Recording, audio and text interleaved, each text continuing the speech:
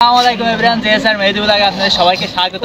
আজকে আমি অন্যরকম একটা ব্লগ নিয়ে চলে আসলাম। আজকে এই যে পুকুরের ধারে বসে বসে মাছের মুড়ি খাওয়াচ্ছি।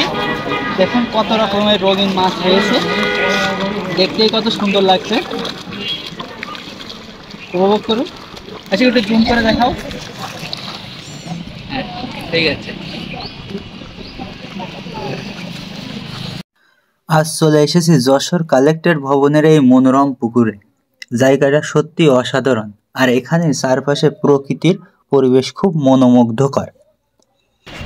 পুকুরের জলে বিভিন্ন রঙের মাছ দেখলে মনটা ভালো হয়ে যায়, যেন জীবনের ছন্দে তারা নাচছে। এখানে বসে মাছের মুড়ি খাওয়ানো সত্যিই দারুণ একটা অভিজ্ঞতা। দেখুন কেমন মজার ছন্দে তারা খাবার ধরছে। মাছগুলো নানা রঙের, লাল, সাদা, কালো। মনে হয় যেন জলের নিচে রঙিন স্বপ্ন দেখতে পাচ্ছি। এখানে বসে সময় কাটানোর মতো সুন্দর জায়গা খুব কমই আছে যশোরে। প্রকৃতির কাছাকাছি এসে মন যেন একেবারে শান্ত হয়ে যায়।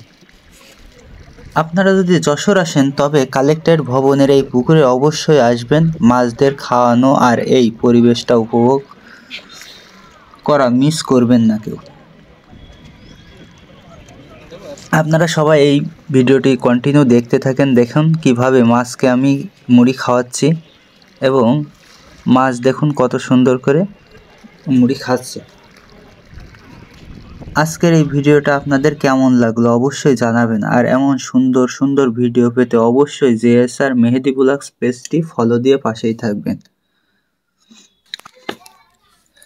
যারা যারা যশোর কালেক্টর ভবনে এই পুকুরের ধারে বসে বসে এই বিভিন্ন রঙিন মাছকে মুড়ি খাওয়াইছেন, তারা অবশ্যই কমেন্ট করে জানাবেন তাদের অভিজ্ঞতার কথা, এবং তাদের অনুভূতি কেমন হয়েছিল সেগুলো জানাবেন।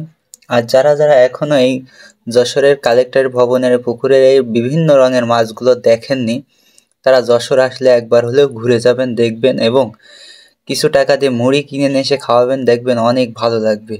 দারুণ একটা অভিজ্ঞতা এবং মনোমুগ্ধকর পরিবেশ। এক কথায় অনেক ভালো লাগে এই যে পুকুর ধারে বসে বসে মাছকে মুড়ি খাওয়াতে। তো ধন্যবাদ সবাইকে। ভিডিওটি আপনারা দেখতে থাকুন কিভাবে মাছরা মুড়ি খাচ্ছে।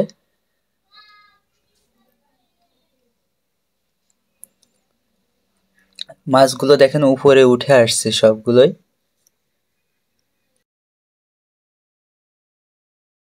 সৌন্দর্যটা উপভোগ করতে চান এবং এই প্রকৃতির সাথে মিশে যেতে চান, তারা অবশ্যই চলে আসবেন যশোর দোয়াটানা। এই যে কালেক্টরি ভবনের ভিতরে এই পুকুরটি অবস্থিত। এখানে এসে মাছের মুড়ি দিলে যে সুন্দর অনুভূতিটা হবে সেটা উপভোগ করতে পারবেন। আজকের মতো এই পর্যন্তই। আজকের ভিডিওটি যাদের ভালো লেগেছে অবশ্যই লাইক, কমেন্ট, সাবস্ক্রাইব করতে ভুলবেন না। যারা ফেসবুক থেকে দেখছেন পেজটি ফলোতে পাশেই থাকবেন। আল্লাহ হাফেজ।